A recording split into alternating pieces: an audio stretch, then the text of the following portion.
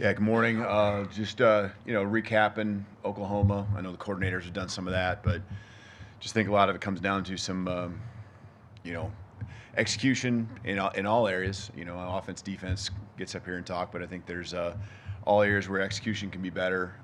Obviously, the turnover margin and some big plays, some momentum-changing plays there played a role, and I think our inability to create explosives. I always look at that, and we lost that area too in the game, and so there's details as to why all those things happened. We meet with our team, and yesterday, I think that's what you can do with this group is you can be very truthful, very, very honest. The relationships there, the trust there, our leadership is there, whether it's staff or just our leadership within our team.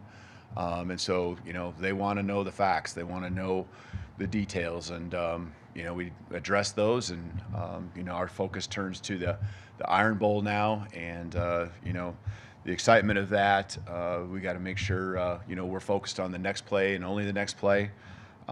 It's senior day for 19 guys. We have 10 scholarship, 9 walk-ons that we'll get a chance to recognize and celebrate that day with them. Want to send them out with a win and a great experience. Appreciate all these guys and everything they've poured into it. We got with the 10 scholarship, I think 3 special teams, 5 defense, and 2 offensive guys, that are playing their senior year here. So, care a lot about those guys. I know our team does too, and want it to be a special time for them, a special week, getting ready to play the Iron Bowl. And then the last thing, just unfortunate, I know it was kind of addressed here earlier, Deontay Lawson, we'll lose him for the season with season-ending injury, and so just an amazing leader, chosen team captain by the team. I can see not just what he means to us on the field, but just the love that our players have for him, especially those that have been through multiple years. Seeing what he pours into it, I know we all feel for him. So we appreciate everything he's been doing, and obviously you greatly miss what he does on the football field, but you love having that guy in the locker room, leading their team. So thinking about him.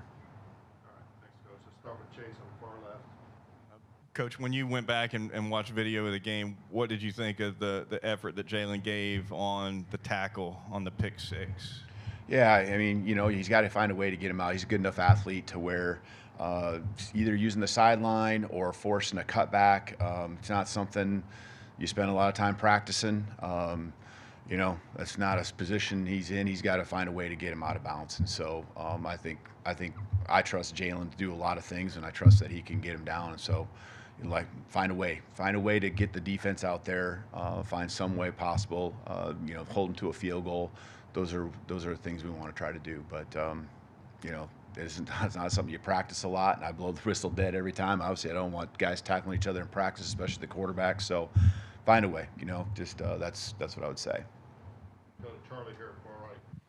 Yeah, hey, Coach. It didn't look like Justice Haynes played a ton in the second half. Maybe he was kind of working through some things on the sideline. Do you have an update on him and if he was maybe limited? Yeah, I mean, he's a lot of guys working through things all season. He's certainly one of them, and so Justice, trying to use him in the ways we can, and again, everyone's not at full strength, and but he goes through the week of practice, trying to prepare the best he can to go out there and give us everything he's got. So we believe in him for sure. Back over to the front left, Katie. You talked about turning the focus to the Iron Bowl. This is a group of players that haven't lost to Auburn in their careers. Just kind of is that motivation enough for these guys with this rivalry game this week? Yeah, and just already talking about it yesterday and in the team meeting, and you can already feel leadership stepping up and really talk about what this game means to them, what this means to us, what it means to everyone, both sides, the state. 365 days of the year, ever since I've been here, I think I hear about it every day, and so understand what it means and the excitement, and we have to put and learn from last week and be better because of it, and turn the page and get ready to practice tomorrow and and do everything we can to be successful on Saturday, find a way to win. Let's go to Nick, front right. Yeah, without Deontay, Justin Jefferson's a guy you guys will turn to. What does he bring, and what does he need to do to make sure that he fills that void? Yeah, maybe a little different style. Obviously, stature, you look at that right away, but Justin can run. Justin's physical. He's a guy you can count on. He's really trustworthy. He pours everything into it. He has just a team-first mindset, going through spring ball, him kind of trying to figure out his role. I remember talking, at the time, just, he's been ready whenever called upon. He's worked through his things here and there with injuries, but he's, any guy's looking forward to that moment, and I know that along with the disappointment that we always have and how much we love Deontay, we're also excited about the next man up and the opportunity that it creates for him. And so, Justin's a huge fan of our entire team, our coaching staff, we're all fans of him, and want him to go out there and be great, and we're confident in him. Go to the front middle of the room to Tony. Just what have you seen from the lack of consistency, and then what do you do to kind of what traits do you need to kind of build that up and to maybe be able to sustain some of the as a team? Yeah, just in several areas. Yeah, really, it's disappointing because I feel like we've done a good job of building up over the last month. Really, the consistency in all areas really starts with winning the turnover margin. That's been ways where we've, really gotten momentum. We've started fast because of it. We've held team to field goals. We gave up really the one touchdown, and we forced them to field goals. So some of those things still were in play. We didn't have that momentum that you need. We went into an environment and we let the environment be what it was because we didn't grab a hold of it like we did at LSU, and kind of took over the place. And so we let them hang around through the first half, and then obviously they got the score at the very end. And then a couple plays, right? The takeaways that they had, or the turnovers on our part, really spinning the game there. And what your focus is at that time when you're in the middle of the third quarter. I spoke to coaching staff and them passing it on to the team is just try to find a way to get one more score here at the end of the third quarter. Try to make it a 2-score game, and if you get 10, and can cut into it even more, that's what your goal is, and give yourself a chance to where you're competing, keep applying pressure, keep pouring it on the best you can. It wasn't like I felt like we needed to make more adjustments. We just made a couple mistakes there, and that swung the game. We knew they had a good defense going in. We knew that they had that ability to make those type of plays. Unfortunately, we turned it over, and those two in particular, the third one, at the end of the game. But we had a chance to cut into that lead, and we didn't. That led to fourth quarter where you're just kind of trying to find any way to get explosive plays, a lot of passes, not pretty much one-dimensional now at that point offensively in particular. Go to the far left, Colin. Hey, Kalen, did you reach out to the SEC about the illegal touching call made against Ryan Williams, and if so, what did you hear? Yeah, I mean, there's been communication, and there's nothing you can really do now, right? The game's over and stuff, so you just got to be comfortable with the communication that you have, and that's been the case with the SEC, and you just move on. We're focused on the Iron Bowl. Alex on the right. You've obviously got to finish out the regular season this week, but you got signing day the week after that. Transfer portal opens up the week after that. I'm curious how much time is spent on roster management right now, and are conversations with the current roster and the retention piece of it already happening? Yeah, I think that's one thing with our staff that just, the relationships that exist. I think there's little conversations that happen periodically, and they might happen different times with different guys, because they feel open to talk to our staff. And yes, there's different levels of conversations. Some of them are initiated not just by us, but by the players, and they're just talking through and getting our input. And, that's not the focus right now. The focus is on the Iron Bowl. The focus is on the regular season. But I think just in the sidebar conversations, them looking to our staff as mentors, and you know, they have their families, they have the people that they go to away from the building as well. But just really working through it with them, and I'm comfortable with where we're at. The roster management piece is a huge deal. You know, the signing class in particular, and then obviously you're always, I mean, it isn't just an end of the season thing anymore. It's a constant year-round management of the roster, and kind of having a beat on what you think and feel might happen, and what you got to be ready for when that time comes. Go to Matt on the far right. You mentioned hearing about the Iron Bowl. What have you heard about just the game and how important it is for just the legacy of Alabama coaches? Yeah, sure. It's going to be an awesome environment. We know that. You know, love playing the game at home, right? We get a chance to be undefeated. That's a sidebar.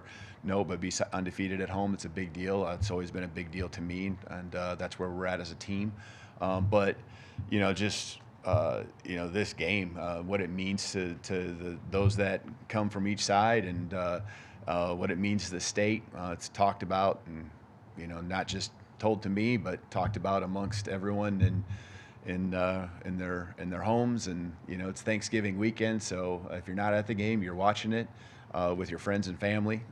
You know, so I've heard stories of families being divided because of it, and, you know, in many different ways. So you know, that's what rivalry games are all about, and I know this is a rivalry that's on another level. Go on the back right to Ryan. Coach, I'm going to touch up on that question. Just when you got here, like, was there a story that you heard, or like, whoa, you've been through rivalry games before, but this one's a little different. Was there a story that you heard that you could tell us, or something about the Iron Bowl?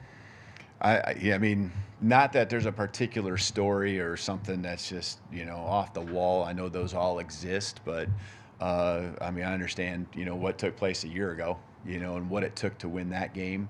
And, you know, that's, I think, probably pretty reminiscent of what, you know, both sides are looking at as far as the effort it's going to take, and playing for 4 quarters, playing every second, every play like it's your last. So that's the intensity of it.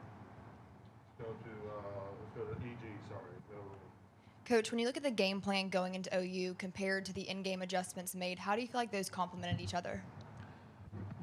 Yeah, I think the very end of the game, I think, was different just because of the nature of what the score was. But I felt like offensively, a lot of it was sticking to the plan, because I think our plan was good. We just, you know, we didn't get a chance to get into the offense enough to be able to create the explosives, the things that come off of plays that you're not setting up, because I mean, we'll go to the explosive opportunities whenever they're there, but you know, it didn't develop. There wasn't a rhythm, and I think it's always hard to you got to find those plays that can get into a rhythm. That's your base offense, and so a lot of times that, you know, is execution, and that's on everyone. That's not just on one particular group. But defensively, I think there's always adjusting, especially when a team has, you know, elements that are, you know, presented in a way that maybe are a little bit different. I mean, they still have the DNA of who they are. We knew that their quarterback would still be involved in the run game to some capacity. We knew a little bit of the formations, but there's going to be adjustments, because every week an offense, you know, shows new pictures, and you know, they're adjusting to their personnel. So there's probably a few more adjustments in the game plan as it goes on, but those are usually part of the game plan itself. You're just going to plan B, plan C, and that's, to me, what adjustments are. You know what the possibilities are each and every week from the film that you watch, and you know, it's just a matter of going to the next level and next set of plays that either attack offensively or you know, adjust to what you've been seeing defensively, and you call more of this rather than that. So I think, yeah, it evolved, but I think it's different for each side of the ball. Go to Kirk on the right. Yes, Coach, I know a loss is a loss, but I wonder if you differentiate a game that you think maybe you lost as opposed to a game where the other side won, and if the reaction and going forward is different from that. Yeah, I mean, we lost. We lost, and you know, I don't know which ones I've ever felt worse about. Maybe people have strong opinions. I mean, when you lose, you lose, and it's just sickening, you know, every time it happens. I mean, that feeling in your gut, right, is there. Doesn't matter how. I know you can probably look at it different ways. I mean, a last-second throw and you lose on the last play of game versus, you know, losing when you're down by multiple scores. It's still a loss. And so to us, we fell short. We didn't play at the level we're capable of. And that's what we look at. That's what we go back to. That's what we actually have to, the flush is the feeling, because we have to understand that we're capable, that we have had a lot of consistency for a month, and that, you know, wasn't in on Saturday. Let's go back to the room to Jamie. Hey, Coach, Alabama has Ryan Williams. Auburn has Cam Coleman. How difficult of a cover is he for a DB? Yeah, and they have multiple threats that I would consider very difficult, but certainly, you know, high-profile guys that have really produced, you know, for both teams as you know, young athletes here at the college level. So he's extremely impressive. He's made a lot of plays for him this year, yeah, I mean, you know, you gotta not just focus on him. You got to focus on the other guys that have had big games, and it's not just in the pass game, but it's also in the run game. You know, their quarterback now, Thorne, has done a nice job adding to that too with his legs. So a lot of threats, you know, and that's what you want to be. You want to be an offense that has a lot of threats, and they have that. All right, thank you, Coach. You bet. Roll Tide.